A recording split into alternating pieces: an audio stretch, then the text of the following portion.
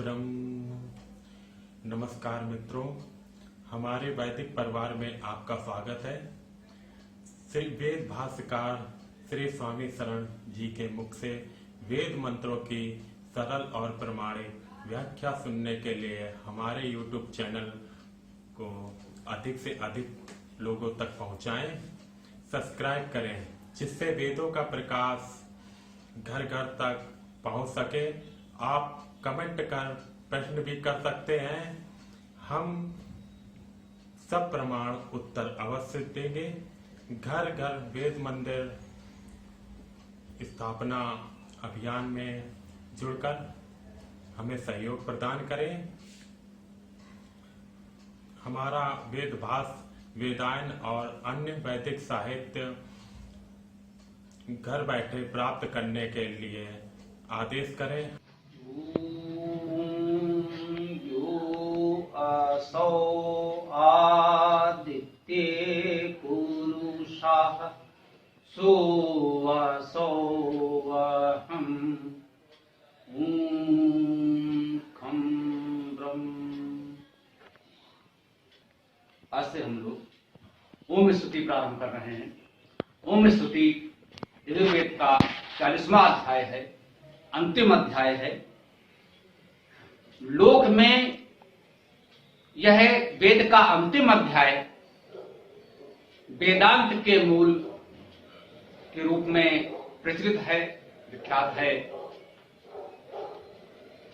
इसे थोड़े से परिवर्तनों के साथ ईशोपनिषद या ईशावास्योपनिषद के नाम से भी पढ़ा जाता है। एक प्रकार से हम ये भी मान सकते हैं यजुर्वेद का यह 40वां अध्याय लोक और वेद के बीच एक सेतु का कार्य भी करता है। लोक में जो लोग थोड़ा उच्च स्तर को पाने का प्रयास करते हैं तो उपनिषदों तक की चर्चा कर लेते हैं, वेद से तो दूर हैं, परंतु कुछ लोग ही सही, 1% लोग ही सही उपनिषद की बात करते हैं। उपनिषदों में पहला उपनिषद ईशोपनिषद या ईशावास्योपनिषद ही कहा जाता है और ये उपनिषद के प्रवचनकर्ता भी मानते हैं कि ईशोपनिषद मंत्र भाग की रचना होने के कारण, अर्थात मूल वेद का भाग होने के कारण सर्वाधिक महत्वपूर्ण है। अतः उपनिषदों में इसको प्रथम स्थान प्राप्त है। वेद का अंतिम अध्याय और उपनिषदों में प्रथम ईशोपनिषद, ईशावास्योपनिषद। आज से हम इसकी चर्चा प्रारंभ करेंगे, परंतु हम यजुर्वेद का अंतिम अध्याय 40वां अध्याय करेंगे। जिस भी मूल रूप में यजुर्वेद में यह 40वां अध्याय है, हम इसे उसी रूप में पढ़ेंगे, समझेंगे। हमने बताया कि ईशोपनिषद में लगभग है तो यही 40वां अध्याय, परंतु मंत्रों का क्रम बहुत कुछ परिवर्तित हो गया है और कुछ मंत्रों में भी कुछ परिवर्तन किया गया है। जो चीज लोक में बहुत अधिक प्रचलित हो जाती है उसमें इतना परिवर्तन होना स्वाभाविक है। निश्चित रूप से ये वेद का अंतिम अध्याय था। हम कह सकते हैं संपूर्ण वेद का जो मूल संदेश है, जो मूल विद्या हमें बताना चाहता है वेद का ऋषि, वो इस अध्याय में घनीभूत हो गया है, सारभूत रूप में उपस्थित किया गया है और इतना अधिक इसको उपयोगी मानकर कि बहुत सार रूप में मात्र 18 मंत्रों में वेद का सार तो हमें मिल जाता है। इसीलिए इसको अलग से लोगों ने पढ़ा, इसका प्रचार प्रसार किया। यह अच्छी बात है, परंतु यह स्वाभाविक है जिस चीज का बहुत अधिक प्रचार प्रसार होता है उसमें लोक व्यवहार में थोड़ा बहुत परिवर्तन हो जाता है। वेद में जिस मर्यादा का पालन किया गया, उसमें जितने सुरक्षा कवच लगाए गए, बंधन लगाए गए, इससे मूल वेद में कभी भी एक भी वर्ण का परिवर्तन नहीं हो सका। विश्व के प्राचीनतम ग्रंथ होने के बाद भी वेद पूर्णतः सुरक्षित हैं, इसमें कहीं कोई परिवर्तन कभी नहीं हो सका। यदि ईशोपनिषद के रूप में कुछ परिवर्तन हुआ भी तो उसे हम ईशोपनिषद कहते हैं, वेद नहीं कहते। तो हम लोग मूल वेद का, यजुर्वेद का 40वां अध्याय आज से समझने का प्रयास करेंगे। आइए हम देखते हैं उसका पहला मंत्र। ओम ईशावास्यम इदं सर्वं यत् किं चा जगत्यां जगत् तेन त्यक्तेन भुञ्जीथा मा वृथा कस्य स्विद्धनम्। ईश्वर संव्याप्त सभी कुछ है, जो कुछ गतिशील जगत में है, इसलिए त्याग में भोग करें, लालच न किसी के धन में है। निश्चित रूप से महान वैदिक संस्कृत का परिचय कराने वाला, उस मूल तत्व से हमें जोड़ने वाला ये मंत्र है। इसमें कहा जा रहा है ईशावास्यम इदं सर्वम। ईशा माने ईश्वर से वास्य है, वासित है, सुवासित है। इदम माने यह, सर्वम माने सब कुछ। यह सब कुछ, जो कुछ भी है, हम जानते हैं, देखते हैं, किसी भी रूप में जिसकी हमें जानकारी है या हो सकती है, संपूर्ण सृष्टि सब कुछ उस ईश्वर से ही वास्य है, उसका ही वास है, वही है सब कुछ, उसके अतिरिक्त कुछ है ही नहीं। वास्य शब्द से वस धातु के बहुत व्यापक अर्थ हैं, ये आप धातु कोश में देख सकते हैं। वसना उसका एक मूल भाव है, जो बसा हुआ है, जो हम सब में बसा हुआ है, उसी भाव को व्यक्त किया जा रहा है। ईशावास्यम इदं सर्वम, यह सब कुछ उसी ईश्वर का वास है, वही उसका सर्वत्र वही सुवास है, जिससे सर्वत्र संपूर्ण जगत सुवासित है। अब अगर इतनी महान भावना हमने सीखी समझी होती तो समाज की यह दशा क्यों होती? मुख्य बात यही है, स्वामी विवेकानंद जी ने कहा कि वेद वेदांत का इतना उच्च दर्शन, ईशावास्यमिदं सर्वम, ये सब कुछ ईश्वर ही है, और उसके बाद हमारा व्यवहार इतना गिरा हुआ कि हमारे ही बीच का, हमारे परिवार का एक व्यक्ति, हम मान लेते हैं कि जन्म से ही वो कुछ ऐसा है कि अगर वो छू लेगा, उसकी परछाई छू जाएगी तो हम अपवित्र हो जाएंगे। यह जो मनुष्य के बीच भी इतना भेद आ गया, हम मानव में भेद करने लगे, छुआछूत फैलने लगा। ये क्या ईशावास्यमिदं की भावना के अनुकूल था? ये क्या वेद की भावना के अनुकूल था? वेद ने तो हमें ये नहीं सिखाया। वेद ने तो कहा ईशावास्यमिदं सर्वम, ये सब कुछ ईश्वर से व्याप्त है। तो जब सब कुछ ईश्वर से व्याप्त है तो हम में तुम में है भेद कहां? हम इसी अध्याय का अंतिम मंत्र है जो हम लोग अपने मूल मंत्र ओम मंत्र के रूप में पढ़ते हैं। ओम यो असौ आदित्य पुरुषा सो असौ अहम ओम खम ब्रह्म।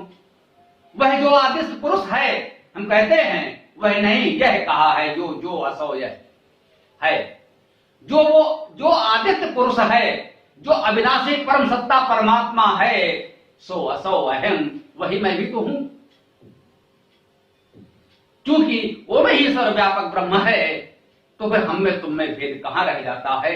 इसी को वेदांत के आचार्यों ने इस भाव को समझाने के लिए कहा सर्वम खलु इदं ब्रह्म। निश्चय रूप से मैं कहना चाहता हूं, वो आचार्य कहता है कि निश्चित रूप से हम कहना चाहते हैं कि सब कुछ ब्रह्म ही है। एको ब्रह्म द्वितीयो नास्ति, वह एक ब्रह्म ही सर्वत्र व्याप्त है, दूसरा कुछ है ही नहीं। सब कुछ ब्रह्म ही है और कुछ है ही नहीं। तो भाई इसको इसने अनुभूत की, एक और शब्द दिया, अहम ब्रह्मास्मि। जब वही सब कुछ है, सर्वत्र वही व्याप्त है, उसके अलावा कुछ है ही नहीं, तो इसका निष्कर्ष निकला अहम ब्रह्मास्मि, मैं ब्रह्म हूं। गणती रूप से समझाया जा रहा है, ईशावास्यमिदं सर्वम, सब कुछ ईश्वर से व्याप्त है। जब सब कुछ ईश्वर ही है तो सर्वम खलविदं ब्रह्म, सब कुछ ब्रह्म ही है। जब सब कुछ ब्रह्म है तो एको ब्रह्म द्वितीयो नास्ति, फिर तो सब कुछ में जब एक ही ब्रह्म ही है तो दूसरा कुछ हो ही नहीं सकता। तो अगर सब कुछ वही है तो मैं भी ब्रह्म हूं, अहम ब्रह्मास्मि, मैं ब्रह्म हूं। बोले अच्छा, आप तो ब्रह्म हो तो फिर हम? अरे बोले भाई तत्त्वमसि, तुम भी वही हो। कि जब सब कुछ ईश्वर ही है तो सब कुछ सर्वत्र वही है, वही मैं भी हूं, वही तुम भी हो। जिस वेद वेदांत ने हमको ये उच्च दर्शन सिखाया था, उस वेद की धरा पर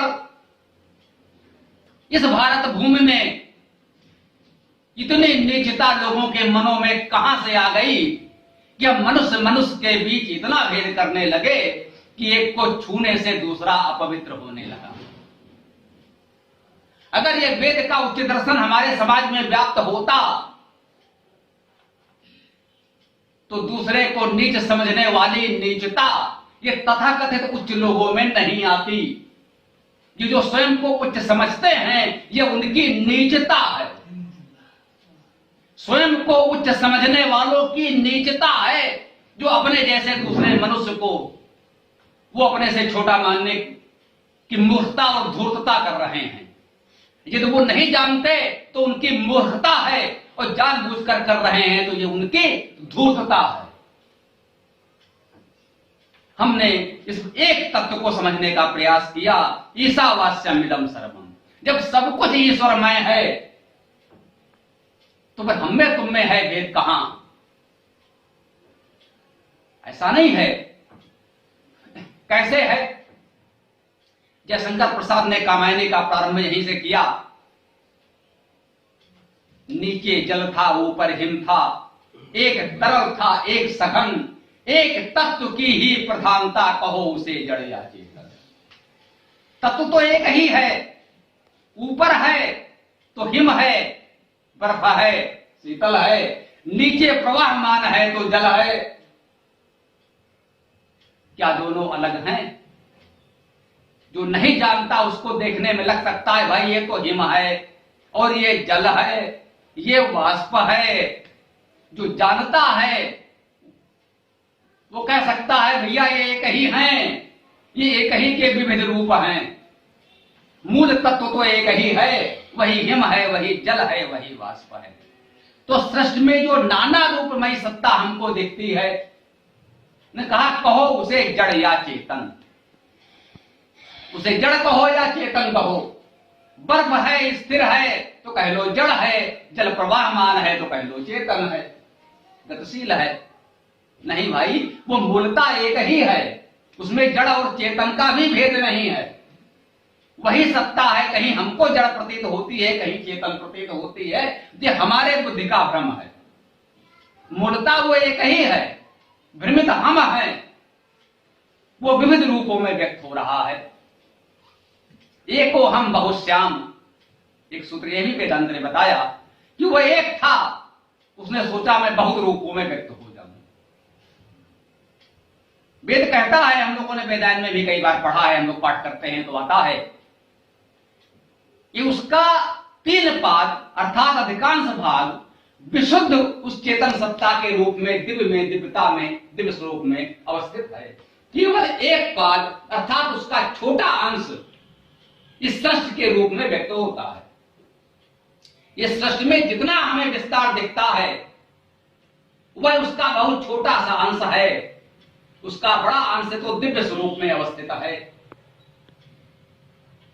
कबीरदास ने कहा इसको कैसे समझा जाए, हमें तो बहुत भेद दिखता है। लोगों ने कहा भाई महात्मा जी हमें भेद जो दिखता है ये कैसे है, हम अलग अलग दिखते हैं तो क्यों? जल में कुंभ, कुंभ में जल है, जल में कुंभ, कुंभ में जल है, बाहर भीतर पानी, और फूटा कुंभ जल जल ही समाना, संतों अकथ कहानी। नदी में, समुद्र में, तालाब में एक घड़ा आप ले गए, उसे उसमें डाल दिया, घड़े के भीतर जल आ गया, और घड़े के बाहर भी चारों तरफ जल ही जल है। अब आपको दो जल दिखने लगे, एक जल जो घड़े के भीतर है, एक जल जो घड़े के बाहर है। मूलता तो जल एक ही था आपका घड़ा पहुंचने से पहले, अभी भी एक है, कुछ नहीं बदला है। कबीरदास जी कहते हैं फूटा कुंभ जल जल ही समाना। अगर ये घड़ा फूट जाए तो घड़े के भीतर का जल और बाहर का जल फिर एक हो गया। संतों अकथ कहानी, इसी तथ्य को समझना है। और ये घड़ा क्या है? घड़ा कुछ अलग नहीं है, वही है समुद्र में बड़े बड़े हिमशैल तैरते हैं, वो भी उसी जल के ही बने हैं। उसी हिमशैल के बीच में कुछ घड़े जैसा आकार भी बन जाएगा, उसमें हो सकता है जल भी भर जाए। वो घड़ा है, वो भी उसी जल का ही बना है, अलग से कुछ है ही नहीं। क्योंकि ईशावास्यमिदं सर्वम, सब कुछ वही ईश्वर है, उसके अतिरिक्त कुछ है ही नहीं। फिर भाई हम इतने व्यथित क्यों होते हैं? क्योंकि हम इतना नहीं जानते समझते हैं। हम ईश्वर से अलग हैं? नहीं भाई। जब ये शरीर नहीं रहेगा तो क्या होगा? अरे भाई होगा क्या? फूटा कुंभ जल जल ही समाना।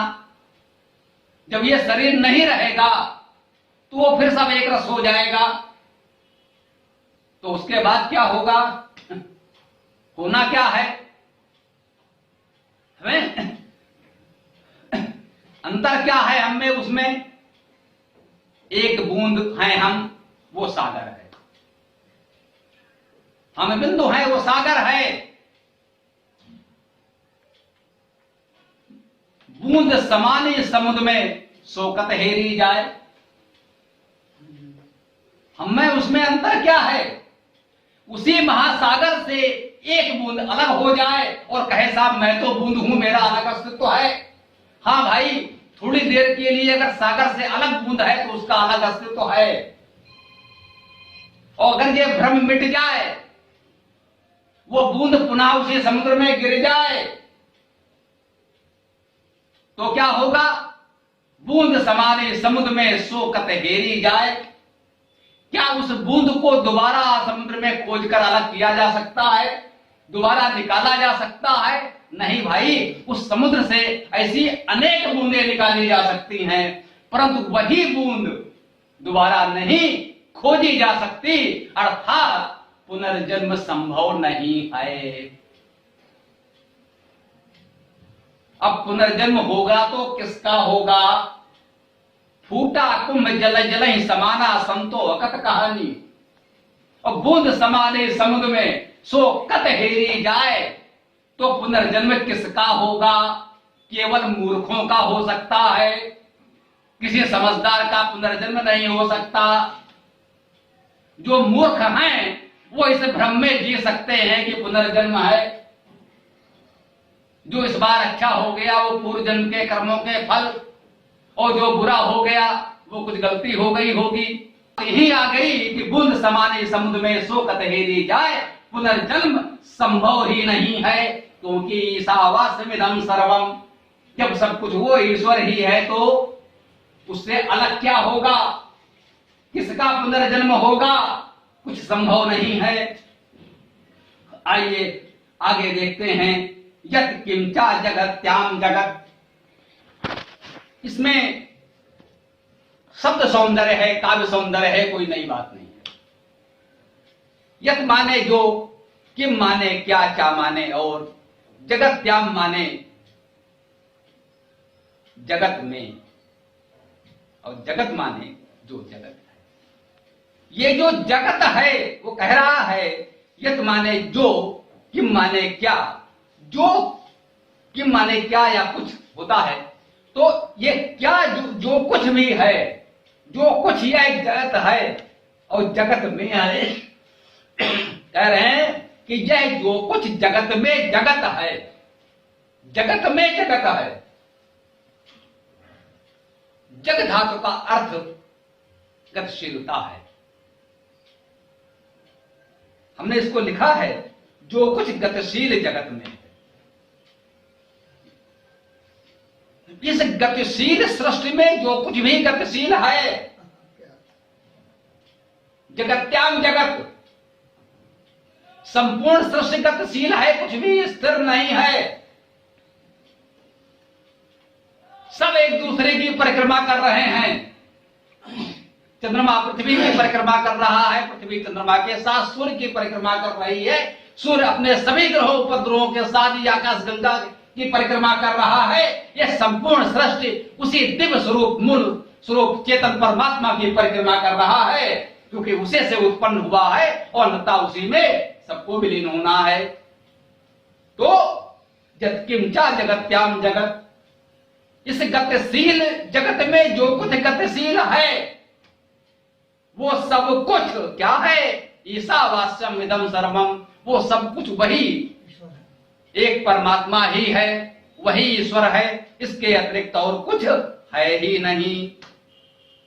तो इतना सब कुछ यदि हमारी समझ में आ जाए तो क्या करें? जो नहीं समझते वो तो जो कुछ कर रहे हैं सो कर रहे हैं। यदि ये हमारी समझ में आ जाए तो हम क्या करें? हमने देखा है वेद की शैली अंत में बताता है उसका निष्कर्ष मंत्र के अंतिम भाग में। तो क्या करो? तेन त्यक्तेन भुंजी था। तो भाई इसको समझ लो और इस जानकारी के द्वारा अपना जीवन चलाओ। कैसे? त्यक्तेन भुंजी था, त्याग द्वारा भोग करो, त्याग द्वारा भोग करो। भोग तो करो, त्यक्तेन माने त्याग द्वारा, भुंजी था माने भोग करो, त्याग द्वारा भोग करो। ये त्याग द्वारा भोग कैसे होगा? अब हम संसार में हैं, इस जीवन यात्रा के लिए कुछ संसाधनों की आवश्यकता होती है। हाँ, होती है। एक तत्व हमने समझ लिया कि मूल स्वरूप में दिव्य चेतन सत्ता परमात्मा एक ही है और उसका अधिकतम भाग तो मूल दिव्य स्वरूप में सुरक्षित है। उसका एक अंश इस नाना रूपमयी सृष्टि के रूप में व्यक्त होता है। वो उसका दिव्य स्वरूप अव्यक्त है और ये जो दृश्यमान जगत है वो व्यक्त है। हम भी व्यक्त हैं, इसलिए हम व्यक्ति हैं। हम उसी की अभिव्यक्ति हैं, इसीलिए हम व्यक्ति हैं। उसका व्यक्त स्वरूप होने के कारण ही तो हम व्यक्ति कहे जाते हैं। ये उसकी अभिव्यक्ति हैं हम। इसको ध्यान में रखिए। अब जगत नाना रूप में है, व्यवहारिक दृष्टि हम आप अलग हैं। मूल तत्व के रूप में जल, हिम और वाष्प एक ही है, लेकिन लोक व्यवहार में उसके विविध रूप हमको दिखते हैं और उसके अलग अलग उपयोग भी हैं, हम जानते हैं। इसमें भी कोई संदेह नहीं है। अब आइए, अब ये समझ में आएगा त्यक्तेन भुंजी था, है तो सब कुछ वही, लेकिन वो विविध रूपों में है। व्यवहारिक दृष्टि से लोक में हम सब अलग अलग भी हैं। हम यात्रा पर भी जाते हैं तो गाड़ी में अपनी स्थान सुरक्षित कर लेते हैं। जितनी देर यात्रा करते हैं भाई ये स्थान तो मेरा है, इस पर दूसरा आएगा तो फिर ठीक नहीं लगता। उतनी देर तो हम किसी को उस पर बैठने नहीं देना चाहते, भाई ये तो स्थान मेरा है, हमने इसे आरक्षित कर लिया, क्योंकि इस लंबी यात्रा के लिए मुझे उस स्थान की आवश्यकता है, ये उचित है। परंतु जरा याद करें, स्मरण करने का प्रयास करें, जब हमने यात्राएं की हैं, हम सबने की हैं, जब हमारा गंतव्य, हमारा नगर, हमारा स्थान आने वाला होता है तो कुछ देर पहले ही हम अपने उस स्थान को छोड़कर अपना सामान लेकर खड़े हो जाते हैं उस पर कौन बैठ रहा है, कौन क्या कर रहा है, हमें कोई मतलब नहीं होता। हम उससे पूरी तरह से निर्लिप्त मुक्त हो जाते हैं। ये है तेन त्यक तेन भुंजी था। जब तक आवश्यकता थी हमने उसको सहेजा, संभाला, साफ किया, गंदगी बिना हो, क्योंकि हमें को बैठना है भाई। अब हमारा कार्य पूरा हो गया, अब उससे हमारा कोई माया मोह नहीं, हम तो चले, हम चले। अब उस पर कौन बैठेगा नहीं बैठेगा, क्या होगा, हमें कोई मतलब नहीं है। अब अगर उसके मुंह में पड़े रहे, नहीं भाई ये तो स्थान मेरा था, तो ये समझदारी नहीं है, ये मूर्खता है। अगर हम इस भाव में पड़े रहेंगे तो दुखी होंगे। फिर जब तक आवश्यकता थी हमने उसे सहेजा, अब आवश्यकता पूरी हो गई तो तेरा तुझको अर्पण क्या लागे मेरा, भैया अपना संभालो, हम तो चले। साधो जय देश बिराना रे, हमको निज घर जाना रे। कबीरदास कहते हैं अपने घर चलना है। इस संसार में जब तक रहना है तब तक इतनी व्यवस्था भी रहनी है कि हम सहजता से रह सकें। कितनी व्यवस्था चाहिए। कबीरदास जी कहते हैं, साईं इतना दीजिए जामे कुटुंब समाए। कितना चाहिए? साईं इतना दीजिए जामे कुटुंब समाए, और मैं भी भूखा ना रहूं साधु न भूखा जाए। इतना चाहिए, इतना तो चाहिए ही। अगर इतना नहीं है तो जीवन यापन कठिन हो जाएगा। आप आए हैं और हम आपको सम्मान से पानी न दे सकें तो वास्तव में मेरे लिए दुखद होगा। इतना तो मुझे भी चाहिए, इतना तो चाहिए। बिल्कुल हम अस्वीकार नहीं करते, इतना तो चाहिए कि मैं भी भूखा ना रहूं साधु न भूखा जाए। इससे अधिक नहीं चाहिए। भगवान मुझे इतना दे दो कि जीवन की यात्रा सहजता से सरलता से चलती रहे, इससे अधिक नहीं चाहिए। ये है तेन त्यक्तेन भुंजी था। आवश्यकता के अनुसार तो चाहिए। हम लोगों ने पहले अपने सूक्त में कई बार ये प्रसंग आए, यजन के और हवन के। हमने यही कहा, हवन क्या है? हु दाने दाना दाने चा, देना और आदान प्रदान करना।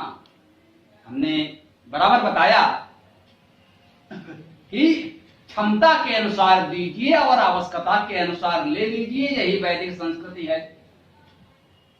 एक स्थान पर मैं ऐसे बोल रहा था तो एक सज्जन ने कहा, भाई ये तो साम्यवादियों की, कम्युनिस्टों की बात हो गई। हमने कहा, अगर साम्यवादी वेद को मानते हैं तो आपको क्या कष्ट है?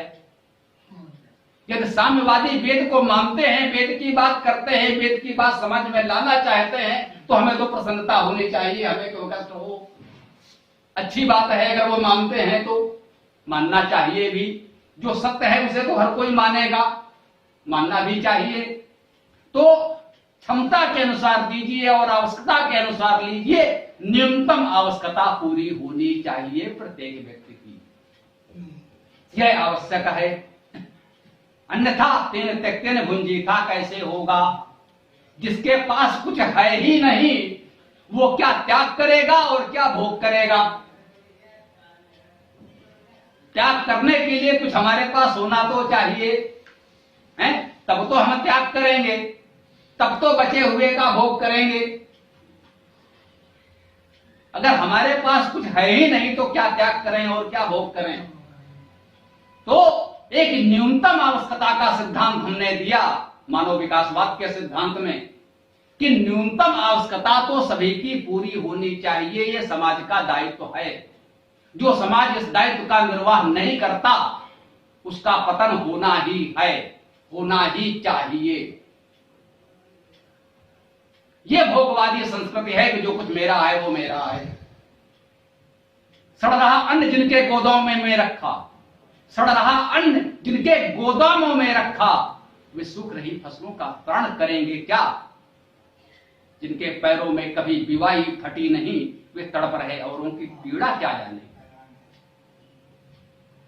तो हमें इससे तो बाहर निकलना पड़ेगा, और जो नहीं निकल पा रहे हैं उन्हें निकालना पड़ेगा। जैसे भी होगा निकालना पड़ेगा, उन्हें समझाना पड़ेगा, उन्हें रास्ते पर लाना पड़ेगा। इतना तो हमें करना ही पड़ेगा। ये हमें देखना है कि न्यूनतम आवश्यकता सभी की पूरी हो, और जिनके पास उससे बहुत अधिक है वो त्याग की भावना रखें। तेन त्यक तेन भुंजी था, त्याग पूर्वक भोग करें, आवश्यकता के अनुसार ले लें, जो शेष बचे वो समाज के उन लोगों के लिए लगा दें जिनके पास उतना भी नहीं है। उस धन के मालिक नहीं माली बने, मालिक नहीं माली बने। अंतर क्या हुआ? हमारे धातु के सिद्धांत के अनुसार तो दोनों में धातु एक ही है। जो माल है आपके पास बहुत माल है, आप उस माल के माली बन जाइए, उस माल के मालिक मत बनिए। व्याकरण के अनुसार, धातु अर्थ के सिद्धांत के अनुसार माली और मालिक का अर्थ शब्द सा एक ही है, कोई अंतर नहीं। लेकिन लोक व्यवहार में लोग अलग अर्थों में इसका प्रयोग कर रहे हैं। इसलिए हम कह रहे हैं कि समझ लें, उस माल के माली बनो, मालिक मत बनो। वो माल तो तुम्हारा ही है, तुम्हें माली हो। माली का अर्थ वही है जिसके पास वो माल है, जो उस माल से युक्त है, वही माली है, और वही अर्थ मालिक का भी है। तो जिसके पास माल है उसका ये दायित्व है, तेन त्यक तेन भुंजी था, उसका त्याग पूर्वक भोग करो। अनाज को सड़ने मत दो, जिन्हें आवश्यकता है उन तक पहुंचा दो। ये आपका दायित्व है, आपका कर्तव्य है। नहीं करोगे तो यह प्रकृति देख रही है, फिर कुछ ना कुछ होगा। क्यों डर लग रहा है श्रीमंतों को आज? क्योंकि वो जो दबे कुचले लोग हैं सदियों से आज उठ खड़े हो रहे हैं। आज सिंहासन डोल रहा है। श्रीमंतों को लग रहा है क्या होगा? याचना नहीं अवरण होगा, संघर्ष बड़ा भीषण होगा। सुन लो जय कोलाहल, ढह जाएंगे सब राजमहल, ढह जाएंगे सब राजमहल। महाभारत युद्ध से पूर्व कृष्ण ने शांति के बहुत प्रयास किए, सबको समझाया, नहीं समझ में आया तो कृष्ण ने वहीं कह दिया। जब समझौता वार्ता अंतिम रूप से टूट गई तो बोले तो फिर अब महासंग्राम होगा ही, और उसमें सब मारे जाओगे। तय समझो, जो कह रहे हैं सोच्याग्रम नयो दास्ताम बिना युद्धेन के सब, सत्ता के मद में चूर अहंकारी राजसी तेवर ने कह दिया, हे केशव, युद्ध के बिना तो मैं सुई के नोक के बराबर भूमि भी नहीं दूंगा। तो केशव ने कह दिया तो फिर सब मारे जाओगे, फिर उसमें कोई नहीं बचेगा। जिनके अंदर वो स्थिति है कि सब कुछ केवल मेरे लिए है, सुई के नोक के बराबर भूमि किसी और को नहीं दूंगा, तो समझो ये प्रकृति का संदेश है, तो सब मारे जाओगे। तेन त्यक तेन भुंजी था, इस तथ्य को अपना लो तो महाप्रलय टल सकती है। जब उसकी समझ में आ गया होता तेन त्यक तेन भुंजी था, तो ये महायुद्ध नहीं होता, ये महाविनाश नहीं होता, ये महाविलाप नहीं होता। लेकिन नहीं समझे तो परिणाम सामने है। तो समय से समझ लें तो अच्छा है। मां गृधा कस्य शुद्धम। हाँ, उसी को और स्पष्ट करने का प्रयास कर रहा है, हमसे भी कह रहा है। मां माने मत नहीं, गृधा माने लालच करो, हिंसा करो।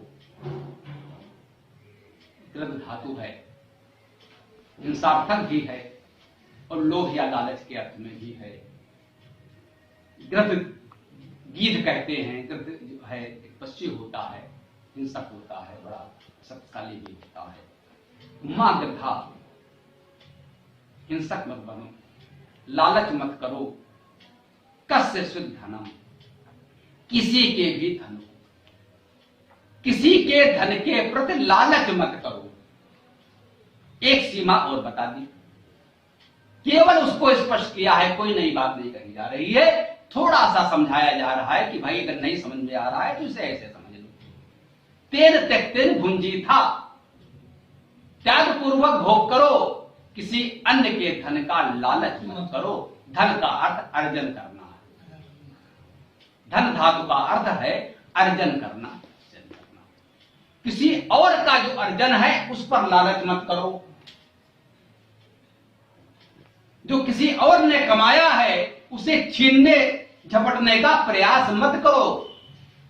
गीध जैसे झपट्टा मारकर छीन लेता है वो गृध है। खून से जो सींच कर अपने उगाते, अन्न का दाना उन्हें मिलता नहीं है। तो जमींदार साहब की कोठी में चला जाता है, क्यों चला जाता है भाई? तो दूसरे के अर्जन पर लालच मत करो। खून से जो सींच कर अपने उगाते, अन्न का दाना उन्हें मिलता नहीं है। जो तुम्हारे फैसलों के वस्त्र बुनते, जो तुम्हारे फैसलों के वस्त्र बुनते, स्वयं मर जाते, कफन मिलता नहीं है।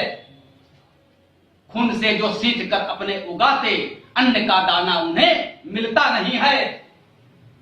ये उनका श्रम है, उनका सृजन है, उनका अर्जन है, और उनके अर्जन को अगर तुम अपने गोदामों में बंद कर रहे हो तो ये जो गिद्ध दृष्टि है, छीन कर झपट्टा मार लेने के, इकट्ठा कर लेने की दृष्टि है, इसे छोड़ दो। मां गृधा कस्य शुद्ध धनम, दूसरे के सृजन को, दूसरे के अर्जन को, दूसरे के परिश्रम को अपने गोदाम में भरने का प्रयास मत करो। मैं बराबर कहता हूं, अपनी कमाई खाओ, प्रयास करो अपनी कमाई खाएं। अगर दूसरे की कमाई खाएंगे तो सुखी नहीं रहेंगे। अगर हम दूसरे पर निर्भर हैं, सुजलाम सुजलाम सफलाम बलयज शीतलाम सस्य श्यामलाम मातरम, देश के वासी आटा मांगकर खाते हैं तो स्वाभिमान कहां से रहेगा? 47 के कश्मीर युद्ध में, 65 के युद्ध में, 71 के युद्ध में अमेरिका, यूरोप जैसे देश हमको धमकी देते थे, भैया सेना पीछे हटाओ वरना हम गेहूं बंद कर देंगे। तब मुझसे हमारे किसी बड़े बुजुर्ग ने कहा था, हम युवा थे, कि स्थिति यही है कि सुजलाम सुफलाम सस्य श्यामलाम देश के वासी आटा मांगकर खाते हैं तो स्वाभिमान कहां से आएगा? मांगे घटत रहीम पद। हमारे अब्दुल रहीम खान खाना कहते हैं, मांगे घटत रहीम पद, कि तो करो बड़ी काम, तीन पगी वसुधा करी तऊ बावन नाम। जिसने पूरी पृथ्वी को 3 पग में नाप दिया उसको लोग बौना कहते हैं। वो बौना है, वो विराट पुरुष जिसने पूरी पृथ्वी को 3 पग में नाप दिया, उसे हम आज तक बौना कहते हैं। क्यों कहते हैं? क्योंकि वो दूसरे के दरवाजे 3 पग भूमि मांगने गया था। जब आप किसी दूसरे के द्वार पर 3 पग भूमि मांगने गए हैं, उसके बाद आपने पूरी पृथ्वी 3 पग में नाप दी होगी। इस पराक्रम के बाद भी आज तक हम आपको बौना कहते हैं। वामन अवतार है, उस बौनापन उतर आया था आपके अंदर, इसलिए उसे वामन अवतार कहते हैं। आप मांगने गए थे। कहते हैं जो पौराणिक कथा है, इससे प्रेरणा लेनी चाहिए। ये बातें शब्दशः सत्य नहीं है, लेकिन ये प्रेरणाप्रद हैं।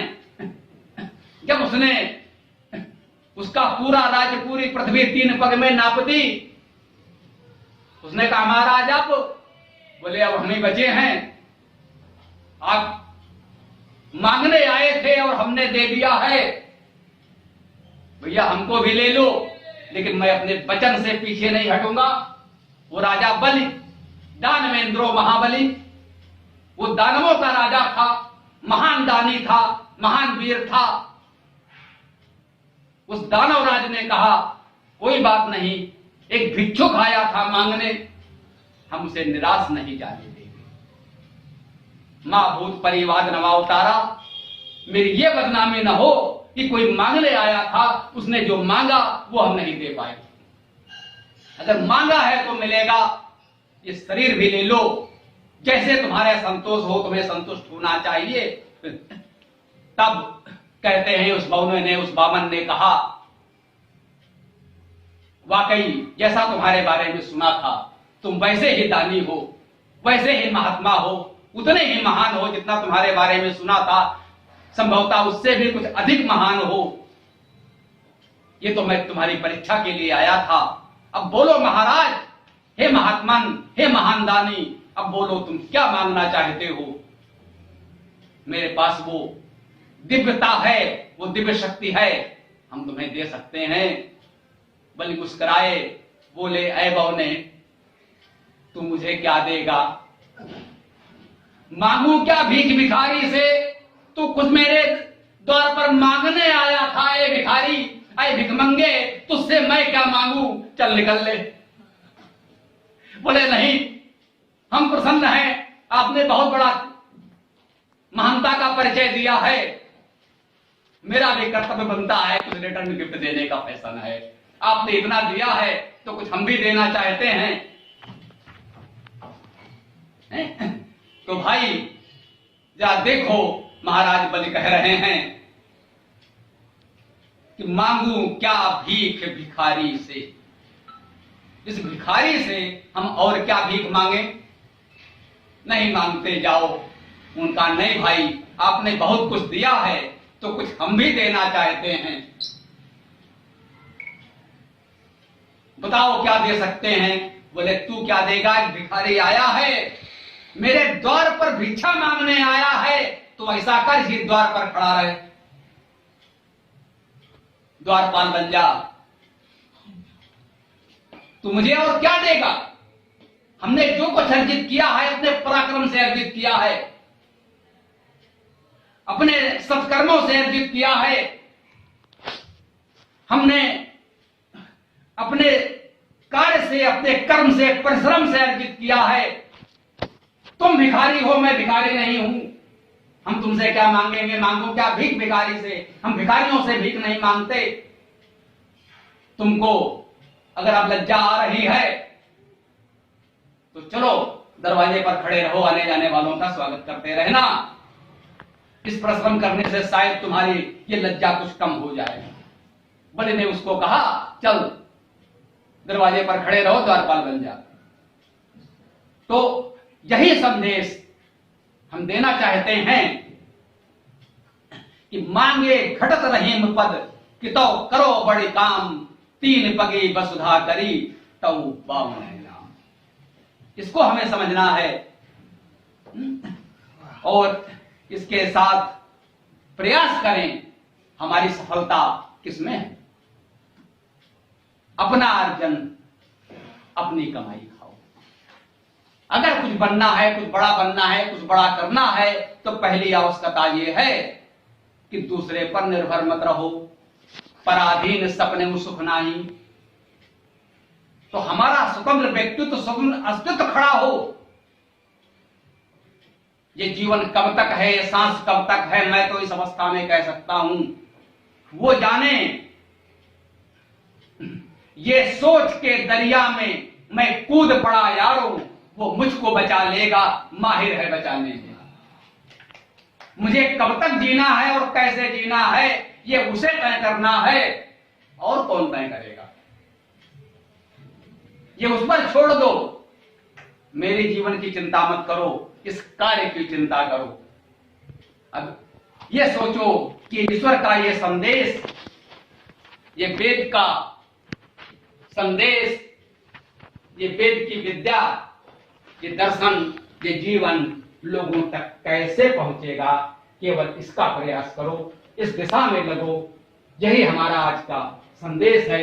इस मंत्र का यही संदेश है।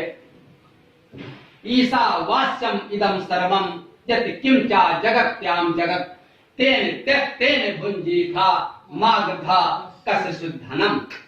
आइए ओम मंत्र हम सब लोग साथ बोलेंगे। ओम यो आसो आदित्ये पुरुषः सो आसो अहम् ओम हम ब्रह्म। पूरा वीडियो देखने के लिए बहुत बहुत धन्यवाद। कमेंट में अपने विचार अवश्य दें। आपको कोई भी प्रश्न पूछना हो तो कमेंट बॉक्स पर कमेंट कर सकते हैं।